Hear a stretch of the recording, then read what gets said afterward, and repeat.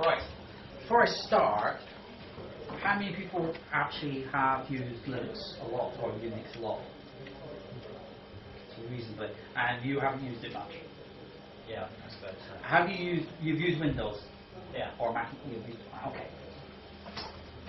So this is only supposed to be 15 minutes, and what I'm going to talk about is this, which is 30-something pages. So it's a bit condensed. So it's not going to tell you about everything, because it's not possible. So let's start. So this is the file system hierarchy standard. So it is a standard designed for Unix, Linux, and POSIX-like systems. Actually comes from Linux originally, but Unix systems now use it as well. It's not tied to any particular distribution. It's just a standard that says things should go here, things should be called this.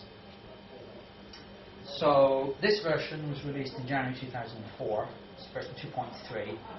So it's been out long enough such that if you have the current version of Debian, it's probably fairly close to it. If you've got a 10-year-old Unix or Linux, it is not at all like this, and it's 10 years old. You can download it from this website, pacmaname.com FHS, and you can get it as a PDF or a PostScript file or as a bunch of web pages. And the annoying thing is, not everybody complies, but most people comply most of the time. So it's quite good if you've got a modern distro. If you've got an older one, you will find it is a bit more divergent. So now, most of this is going to be about where directories are, but there's one key principle that the file system is based upon, and it's the idea of, in a large, complex environment, we've got lots of users and lots of computers. Your file systems aren't like in a simple Windows C drive. They're on big file servers. So some things can be shareable. So if you have a whole bunch of Intel PCs, you can share the binaries. So they don't actually have to be installed on all those PCs. They can be on one place.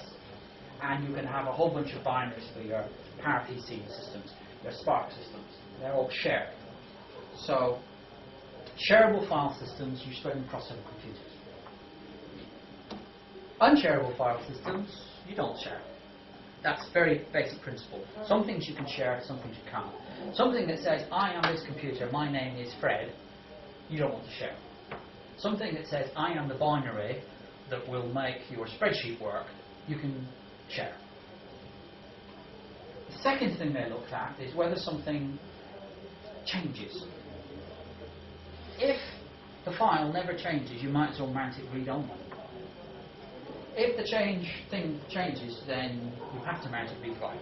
So they said, we need to split anything on your computer which you write to on a regular basis should be on a separate physical file system or partition in Windows speak from something that never changes. So those two principles, they took the old Unix file system and said, well, we'll move this from here to here, we'll move this from here to here, because when we put all these pieces together, these bits are shareable and variable, and these bits are not shareable and not variable, and so on and so forth. So it separates the various bits. Now, if you're on your own PC, this seems like, why on earth have they got all these directories? It doesn't make any sense. But think big site, like a university or a big corporation. This makes a lot of sense. So that is where they're coming from and where they're thinking. Separating the kind of files that change, the kind of files that don't change, the ones you share, the ones you don't share, apart. So that's where it comes from. So the root of everything, and everyone's seen drawings like this, tree. You talk about the file system being a tree, and then there is the root. I think it's some of the most stupid drawings imaginable, because the roots are at the bottom and they go down. I think it's a terrible drawing, but I had to put it in just to put it in. So the file system hierarchy standard defines there is a root file system. And that is where everything else is connected to. In Windows world, you don't have a root file system. You have a C drive, and then a D drive, and an E drive, and all the way up to Z and then the amount of letters. In Unix, you have one. Everything attaches to that file system. So everything hangs up The specification said this might be very, very small because you might want to stick it on a tiny little USB key. Or it might be something very small that you pull off the network and have a tiny little embedded controller. So it's not meant to be very big as a root file system. And in actual fact, they say you can only have certain things in it. So if you start sticking things in with your root file system, you're not supposed to. So there's only a very small list of directories and files permitted. Now the most obvious thing is the root file system. There is root. That's everything connected from. So on this file system, you're allowed to have these directories and nothing else. Some of these directories are actually other file systems. So you might have your user as another file system that is connected to the root at that point. The ones in yellow are actually optional. I always find this funny that home is optional, but it's actually not required. There shouldn't be anything else. There should be no files in that. Inside the root, there should just be these directories and nothing else. Some of these directories have all their content in that root file system. Things like bin, sbin, whatever sbin is. Because when the system starts, the root file system is the only file system present. So all the programs the computer needs to connect the other file systems and everything else has to be in that file system. So you have all the mount points and you actually have real directories with real content in. If you install something like Ubuntu or Debian and say install everything, it will install everything in the root file system. Very, very simple. So, the bin and the sbin are bin for binaries, and they have to be in the root file system because they connect the other systems. There's actually a specific list of files that actually are in here. They're rather boring, and they're things like change ownership, date, log in, mount, shell, unmount, hostname. It's a specific list of actual files we really, really have to have. If it's in the bin directory, it's assumed anybody can run it. If it's in the sbin directory, only root's supposed to be able to run it. It's a specific list. It's about 20-something in one and 20-something in the other. And that's it. So if you ever wondered why most of the programs on your computer aren't in the bin directory or the sbin directory, it's because they're not designed to be in there.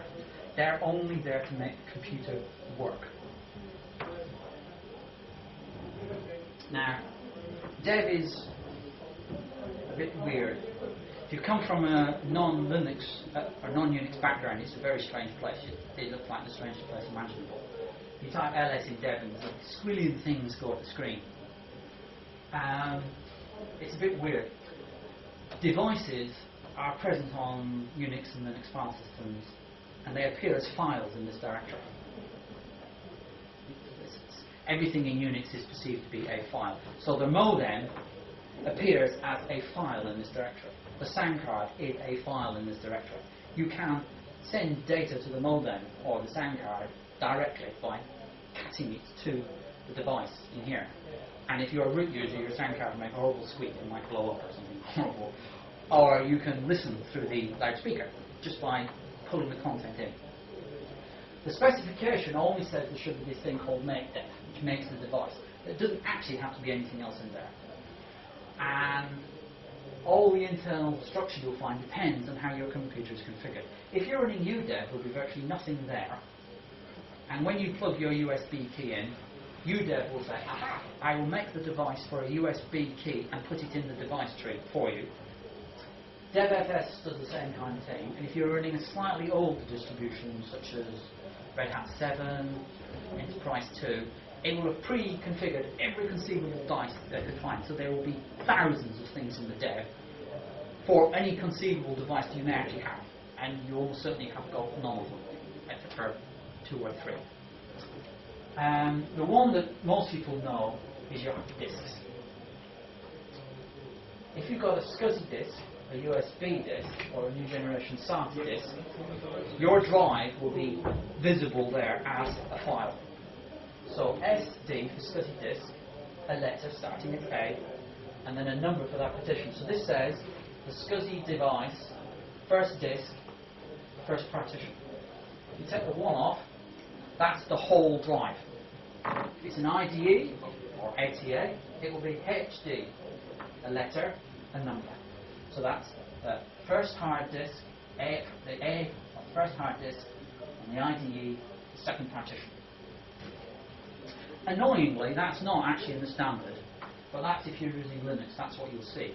BSD and every other kind of Unix uses a completely different way of doing it, but it's the same principle. There'll be something to identify dark disks and something to identify the partitions. On a typical machine, you're going to have one device, one hard disk, on a typical desktop machine, and there'll be something in there also for CD-ROM. So your CD-ROM will often be some kind of SG or SD, it's different depending on what flavour they're in. So dev is a scary place, and it varies massively.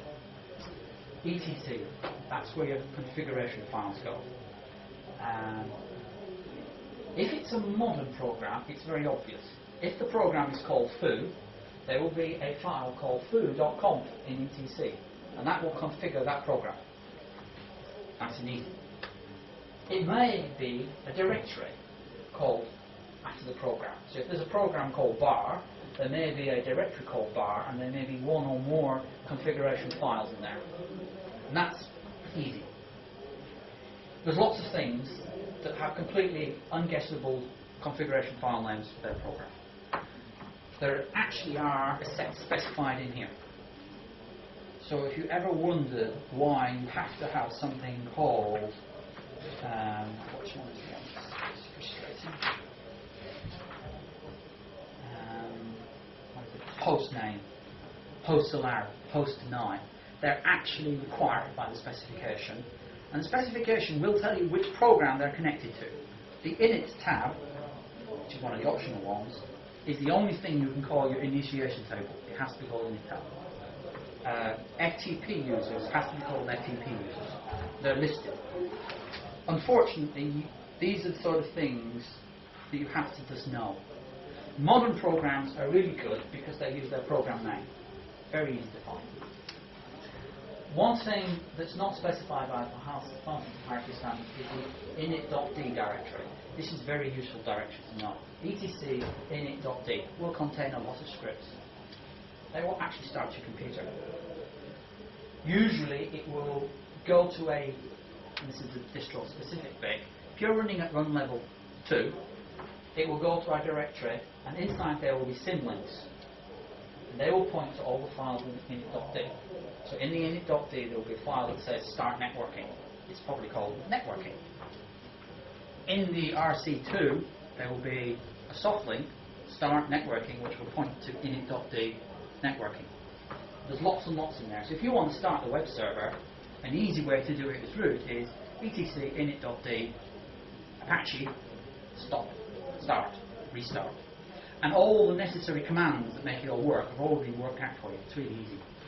You can use on a Red Hat, it's services, but that's all it's doing. It's just running that script. And there's a whole bunch of them.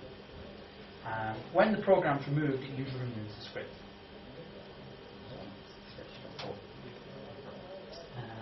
Another one.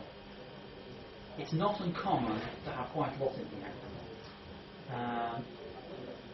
Boot is where all the bits that the bootloader looks for when it's starting, so it's where the kernel is, the kernel map, the configuration file if you're running grub.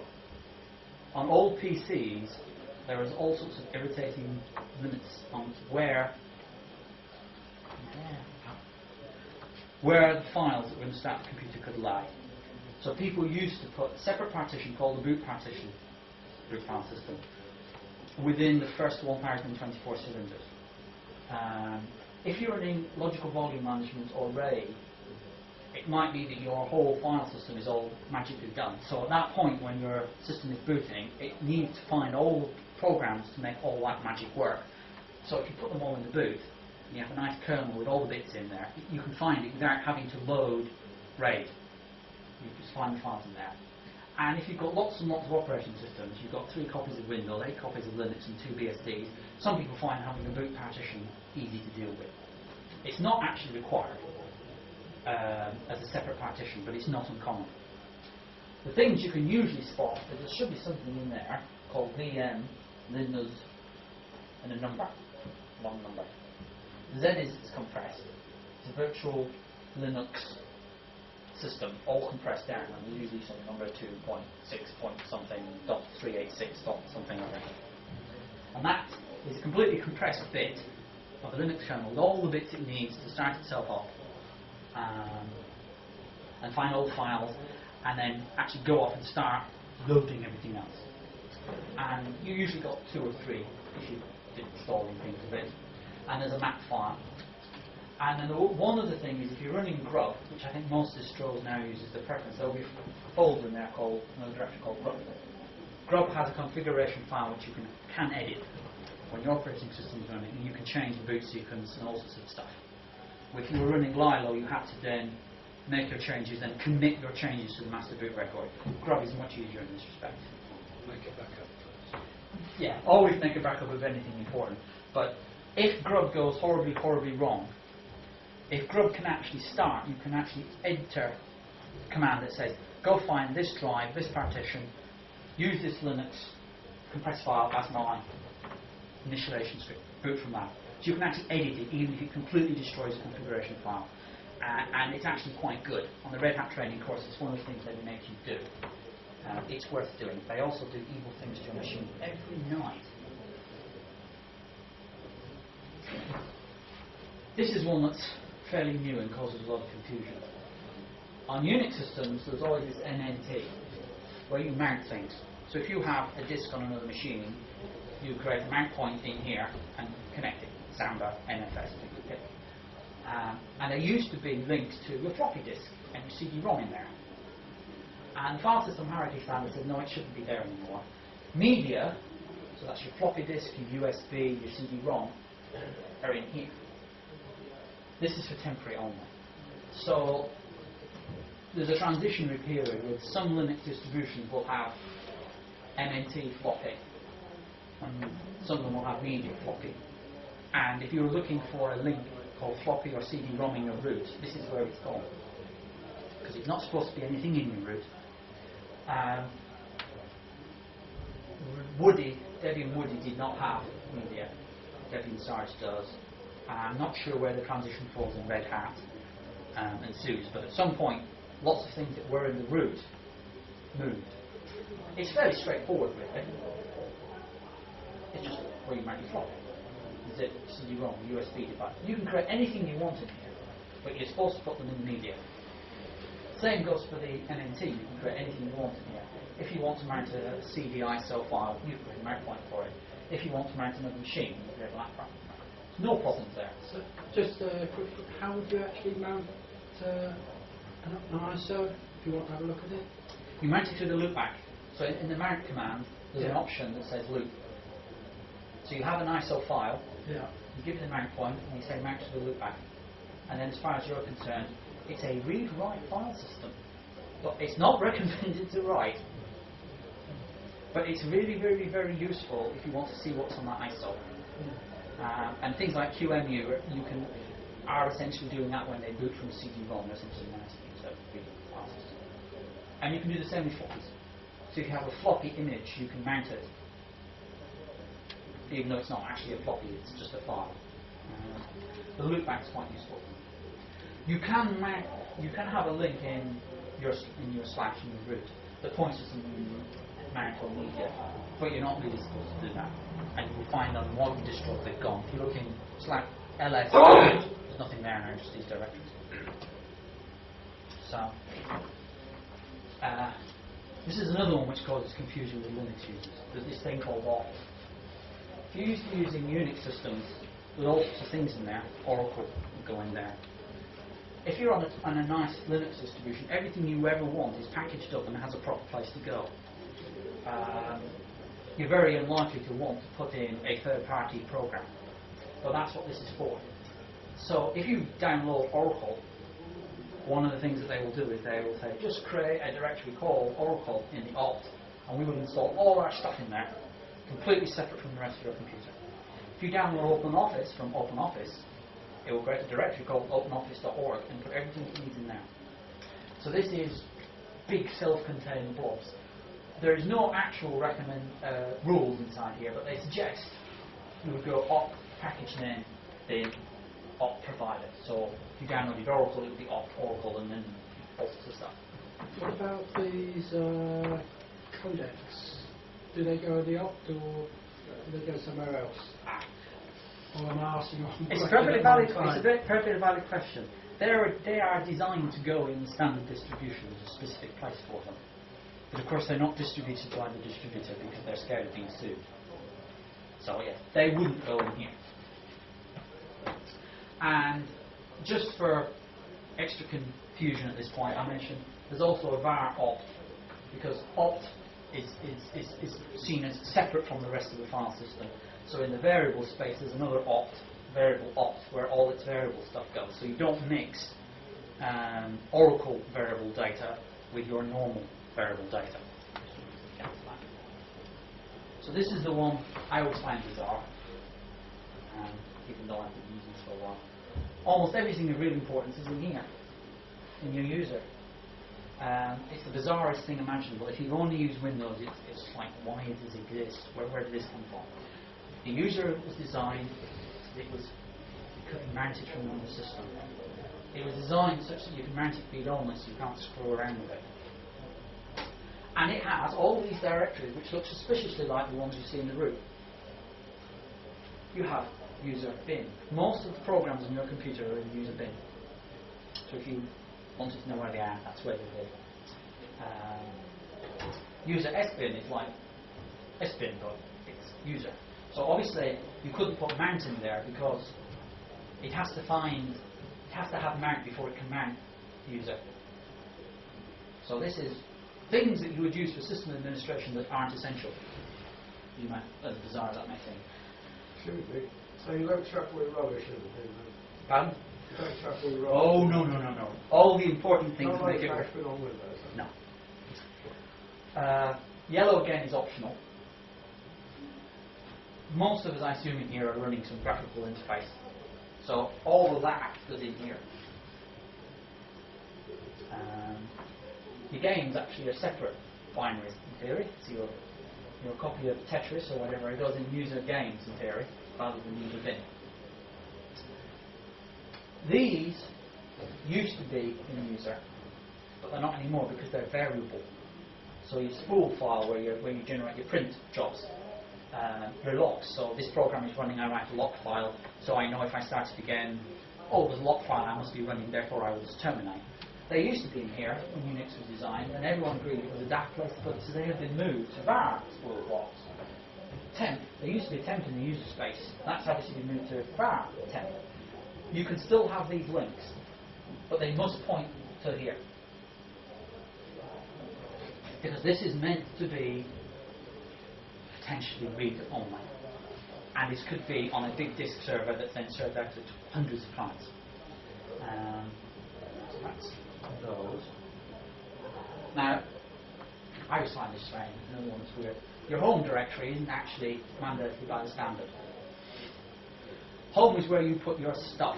So inside home, there should be a username, or wherever you created your user. And it should belong to you. And the group should be you. And you can put anything you want in there, because it's yours. Root, the root user, does not have his files in home. Because the home does not have to be on the root file system. So when the system starts, the root user needs to be able to log in. And if home wasn't mounted, they wouldn't have any of their settings. So, strangely enough, the root user has their own directory in the root file system.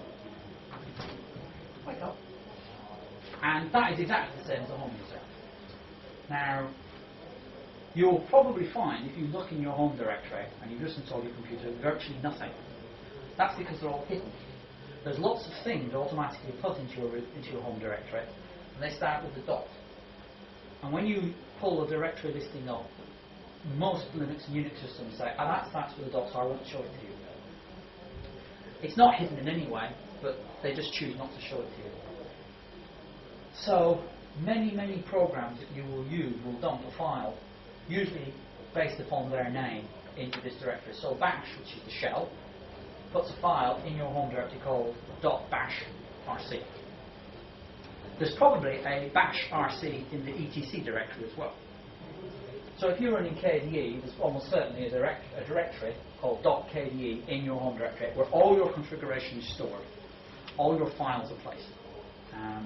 And if you do a long list, so ls-l a for all, and you've been running your machine for a while, you'll find there's an enormous number of files in there that you didn't realise had actually gone in there. And then we have variable. This was introduced by the Filesystem hierarchy standard, so older systems don't have it. And this is variable.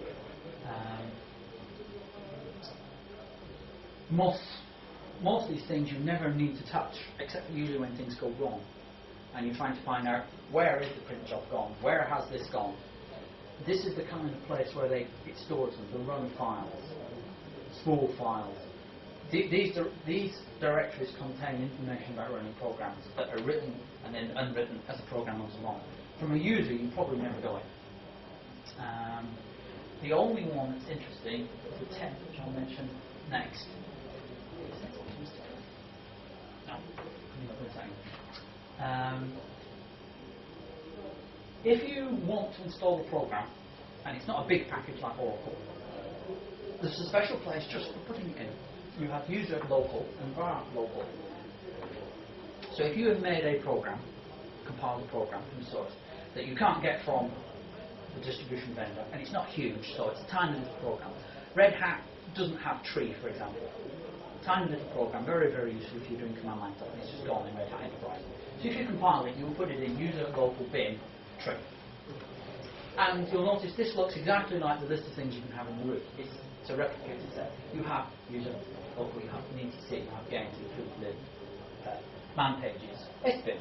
You can have locally compiled, non-essential system maintenance binaries. That's where they would go. So it's the same pattern repeated over and over again. Now, temp thing. Temp is temporary. There's two of them, at least. There may be more. Anything in the temp directory can be read and usually written to by anybody on the system. It's assumed that it will be erased automatically for you. If you put something in temp and reboot your machine, and you've got a modern Linux distribution, it probably won't be there. It'll go. Or, if you put something in temp and wait 6 months on a server, it's probably gone too. Most systems will erase things after so many months in temp, or will remove them on boot. If you want something that's temporary, but you don't want it erasing, you would put it in var temp. That's the difference between the temps. But important to remember that anyone can read and write stuff in there. So, and this one's the libs are something most people never bother with, except when something fails and it says can't find a lib file. If you're used to Windows, libs are like DLLs, so they're compiled binaries, but they don't actually run on their own. They contain all the code that several other programs would use. And if you're a program running in bin or sbin, your library would be in lib. If you're a binary in the user bin, your library would be in the user lib. If you're a binary in user local bin, your libraries would be in user local lib. It's very easy. Some computers, like AMD 64s, have two kinds of architectures. So just to add confusion, you could have lib and lib64, lib32. So you could, on an AMD 64 system, have double. So you would have lib, lib6, and lib32, user lib32, user local lib32. First question. How does the program know, say you've got a 32-bit program, a 64-bit program on your SUSE machine? That's what Yeah. How does it know whether to look in the lib or lib64 directory? When they're compiled, they're told which lib to use. Right. Which means compiling things, I think SUSE and Red Hat, every single program is coming compiled and told which kind of lib to use, which is a nightmare. Debian doesn't do that at all. It says we have lib and that's all 64-bit. And if you run a 32-bit binary, it won't work. You have to rearrange the paths so that you can tell the program when you run, actually use the 32. Or you can do a cheroot, which does all the same thing. On my machine, I have this little space which is full of 32-bit libraries, and I run OpenOffice from there. So to lead on from that, does that mean you can actually have two versions of the same software, one 32-bit, one 64-bit, Yes. parallel on the same machine? As long as when you start them, you can arrange for them to find the right libraries, it will work. Finding the right libraries is swine, which is why AMD 64 has been quite slow on the uptake, because it's actually very tedious to do. But you'll not, it's quite common, you'll run something and it'll say, sorry, can't find blah blah .so.15. And it's looking for a file in here. And this is like your DLLs on Windows. It's not somewhere you normally go, because the distribution set this all up for you, but you'll often see it, because when you get an error message when you try and do something you couldn't do, that's where it points to. I haven't seen it much recently, but when I used to run Red Hat 6 and I compiled stuff on my own, you would always be running out of, I haven't got the library for this, I haven't got the right version. So you can do all sorts of evil things to magically make version 12 to pretend to be version 13 and pop. So, sorry to go off on some to libs, but surely then you should get both, when you install, say, MySQL lib, you should get both the 32-bit and 64-bit version for the programs which would use that lib, because some might be 32-bit and some might be 64. Because that's a lot of effort, people aren't very keen to do all the compiling. If you compile it yourself, you can. But if you go and download Red Hat, they will have taken the decision on which bits are 64 and which bits are 32, and they made the decision for you. They probably made almost everything 64-bit, except for OpenOffice, which cannot be compiled in 64-bit. It's 32-bit, whether you like it or not. It's not clean code. So on my Debian system, almost everything is 64-bit, except for OpenOffice, which doesn't work. So that's the end of the whistle-top store. Now, I would recommend everybody to actually read this. It's not weird. It's not geek speak. It's actually intelligent. It says you can put this kind of file in this kind of directory, and this is why. So I would recommend that. And the distributions are different from where they put things that are important. And you just have to know that. You have to go, if you're running SUSE, you have to go to the SUSE website to find out where they put things. If you're running Red Hat, there's a directory called etc sysconfig, and there's lots of really important things in there. But it doesn't exist on other distributions. So is that why you have different binaries from different distributions? Because they put them in different places? Because things are in different places, and then they're expecting to find their configuration files in different places, and then they're expecting to find their libraries in different places. As people move closer and closer to the standard, binary should work anywhere, because it will look for a configuration file in etc, and there'll be one there. And it will be called the right thing. And the libraries that it will need will be in the library directory, and they will be there, and they'll be the right version. That's why you couldn't move binaries before, because various parts of the interface were all over the place. What does that ETC stand for? I think etc. is the best explanation. But it's my understanding is way back in the 1970s when they were inventing Unix, the guy didn't like typing, so he insisted that all the directories were based on 3 letters. So etc, bin. The more modern one, you'll notice, like media, is quite long. Mount, MNT. I mean, who in the right mind would come up with that? It's evil. What about Options, yeah. Optionals are, it's a bit vague. A lot of this is actually, if you look on Wikipedia, it's all in urban myth. Why did that man come up? Very, very possible. So when are they planning to get the distribution putting everything in the same place? Sometime level, or are they Debian Sarge is virtually to standard. I think Red Hat Enterprise is fairly close. What the file does, what the file system standard does allow for is for individual distributors to put links. So if you haven't come across links before, you know shortcuts in Windows. Well, in Linux you can have links, and links are quite nice because they look like the real thing. but they're not actually there at all. So you can have a link to a whole directory, you can have a link to an individual file. And unlike in Windows where it prefixes shortcut to, it looks like the real thing, and you double click on it or execute it from the command line and it behaves exactly like the real thing, because it's just a link in the directory table to the actual thing which is somewhere else. So what a lot of the distributions are doing is they're putting the files where the file system hierarchy standard says they should be, and then putting links. Red Hat don't like the configuration file name for boot, for the grub menu. It's menu.lst, the menu list, and they think that's unintelligible. So there's a soft link called grub.conf, which just links to menu. Things like this. And that's what you'll probably find happening. I've heard of something called Linux Standard Base. Is FHS part of that? Or The FHS is independent, but the Linux Standard Base is built on it. Because you could use this with Solaris, Right. which of course isn't Linux at all. So it's a different approach on the same thing. But the manual is quite good because it does tell you what every directory is meant to be and which files are meant to be there. So if you want to know how to configure your X system, you should know where it is. Where would your X configuration files be? Well, they're in configuration files to an ETC, and the X system is specifically stated to be in X11R6. So it must be in there. If you wanted to know where OpenOffice was, if you downloaded OpenOffice from Debian, it will be in user bin OpenOffice. If you downloaded OpenOffice directly from their website and install that RPM, it will put it in opt OpenOffice. So that's to get you an idea of where things are at.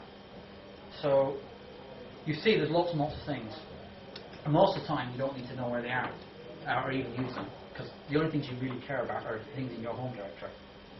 But if you ever want to find something, there are a bunch of useful commands for finding.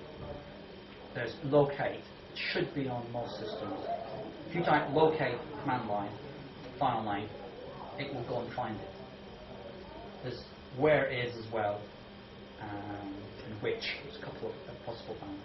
And that's really all you need to know where to find things are, because most of the time you ain't supposed to mess with anything except for the things in your home directory. So, the file system, I've used it for many years, but is it really suitable for the desktop? Because all the different distributions have different configuration files, users want to run their programs, it would probably make more sense to wrap programs up as an object so the program knows where all of its files are, and it would mean that people could go to a website and download a program, treat it as an object, and they don't need to worry about whether it goes in whatever bin directory. You could have metadata to specify whether the program is a game. So, whilst this is suitable for the server, it's a perfectly valid argument, and until very recently it was impossible because the disk was too expensive. Because when you install a tiny program, it doesn't need to pull in all sorts of standard things because they're already installed in the libraries. If you install a game on Linux, you'll probably find a 30 meg plus, because they include every library, because each Linux distribution is different. And until very recently that wasn't practical. Some people are actually advocating that as a strategy. The downside is, of course, all the Linux distributors are trying to make something that looks like Unix. So they're all trying to make a file system like this. I get it in the neck all the time. Where is the so-and-so program? Why can't I find this? Because my other half doesn't understand why things are arranged the way they are. And I keep telling her, you don't need to worry about 90% of it. It's in your home directory. You can do what you damn well like. That's right. I mean, you can just put a whole unit as you were saying, module in your home directory, right? Yes. That's what you can do. So, although it is a big complex system, most of the time you don't need to know about it because it's set up for you automatically. But it is complex in that way because of very good reasons. right, because OpenOffice, for instance, people couldn't just download it the same way as they could We- with Windows. you Also, can. there's a more fundamental problem.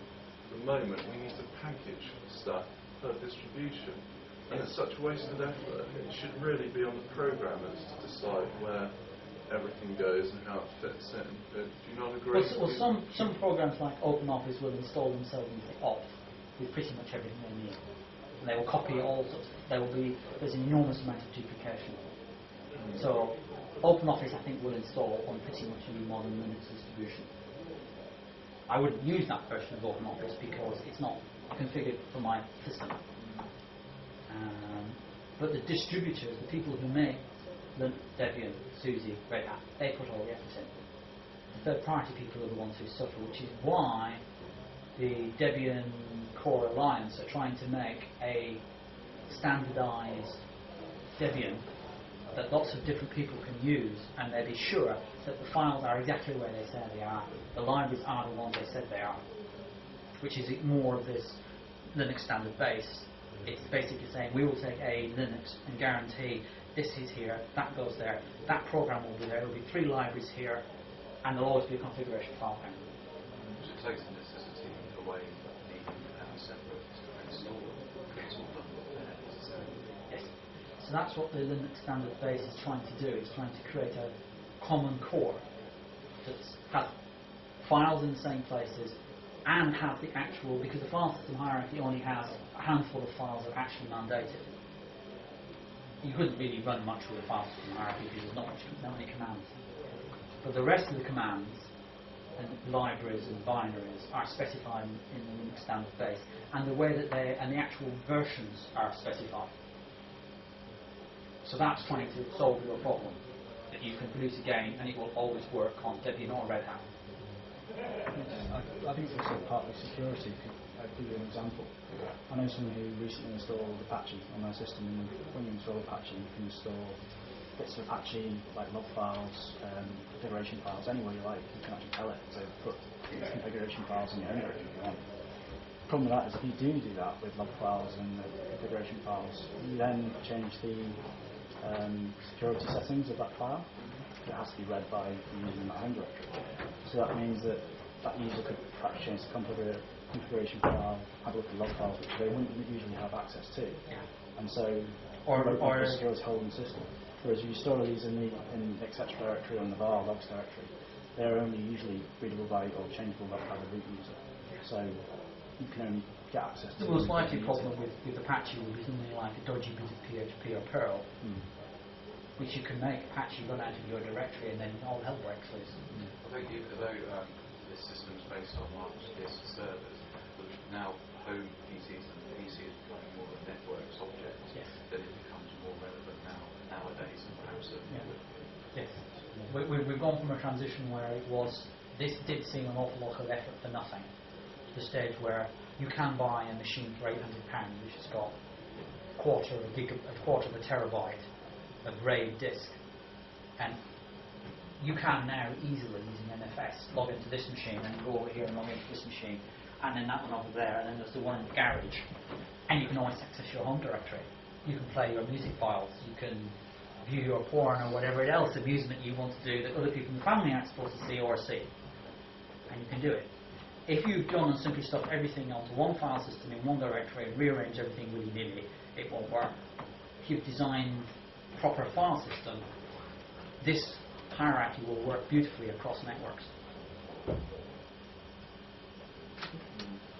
Did that help? Yeah, I mean, fundamentally, I think it's probably going to be too complicated for users. We're trying to make things more simple, and so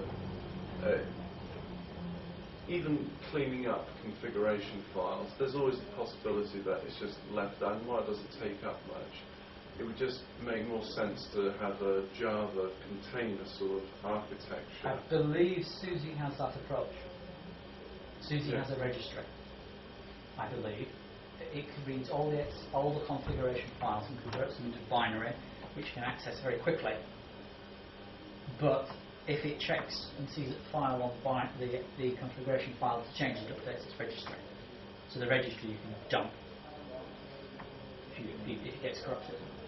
But I think you're wearing a Gen 2 badge. Yeah. Not noted for being the easiest possible system.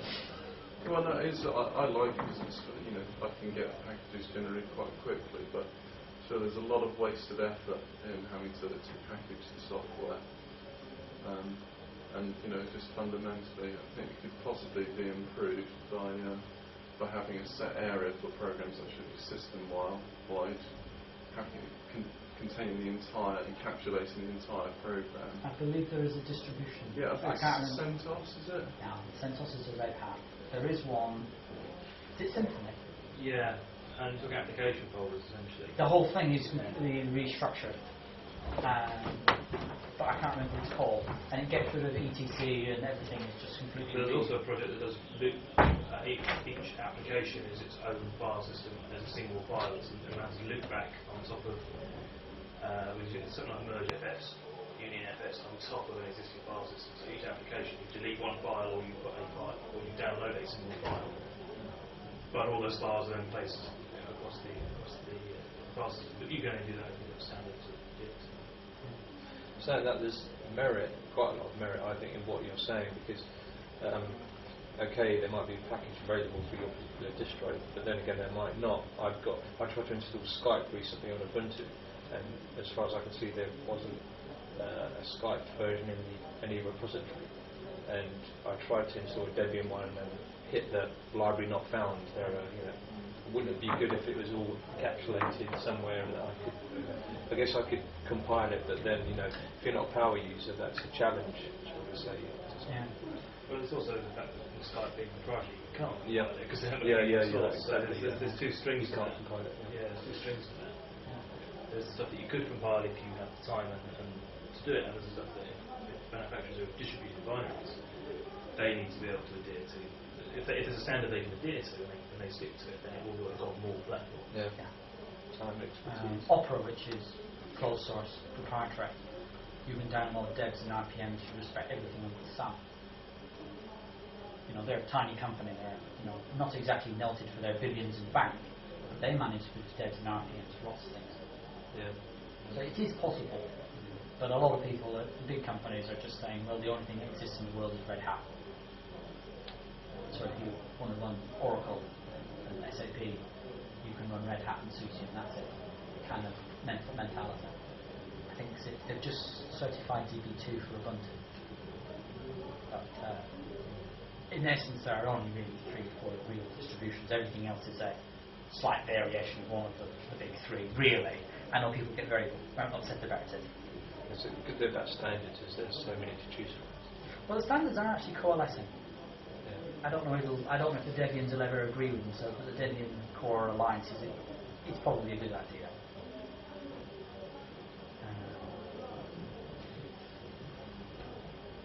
I would say that's behind Debian, but Yeah. Listen, can we move to the other? Let's go.